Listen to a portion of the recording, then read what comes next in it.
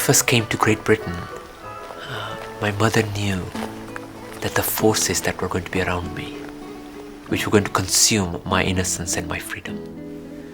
So she said to me one night, we were sitting in our room, she said, Mansukh, once upon a time a little boy just like you, who wanted to find that intense joy and freedom that everybody looks for, goes out of his home into a forest and sits under a beautiful tree.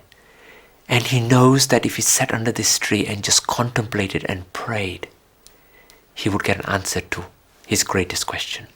An angel appears within moments of his true inspiration, and the angel says, what can I do for you, young child? And the young boy, with his hands in a posture of innocence, says, oh beloved friend, I just have one inquiry, and that is, please tell me, what is the purpose to my existence? Why am I here in this majestic universe? The angel says, that's a pretty difficult question. Haven't you got anything simpler for me? And the boy says, no, that's the only one that will satisfy the thirst that's inside me. And the angel knew the boy was sincere. He said, come with me. The boy follows him out of the forest, and he comes to the end of the forest, sees a desert in front of him.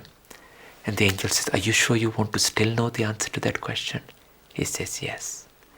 And the boy walks with him into the desert, and as they're walking, the angel turns around and looks at the boy sweating under the sun and says, are you thirsty? Because I'm really thirsty. And the boy says, yes, I am. He said, well, you see those sand dunes over there? If you go over there, there's a group of small houses there. If you knock on one of those houses and ask for a glass of water, you can have some for yourself and bring some for me too. And I will wait here for you. The boy runs towards the sand dunes, jumps over the sand dunes and goes into this hamlet of homes. Knocks on the first door.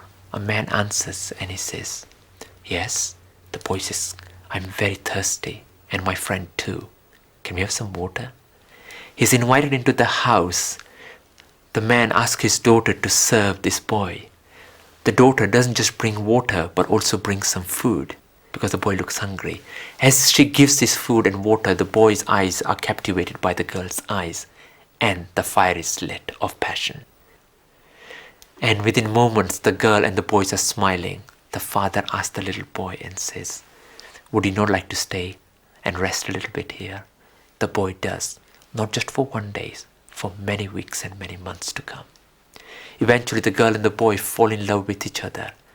The father grows old, and then finally he gives his land and animals to the boy. They live together. They have 3 children, a lot of land. Then one day, destiny calls, and the rains come, the monsoons. As the rains come, and they find that the water in the river rises, the banks break, the waters flood out of this beautiful river and captures the animals and takes them away. The father runs with his children and his wife to the top of the roof to try and save himself.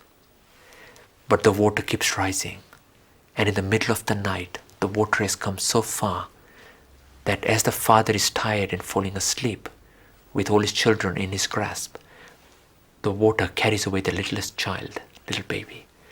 And as the girl is carried away, she cries out and says, Father, save me, save me, save me.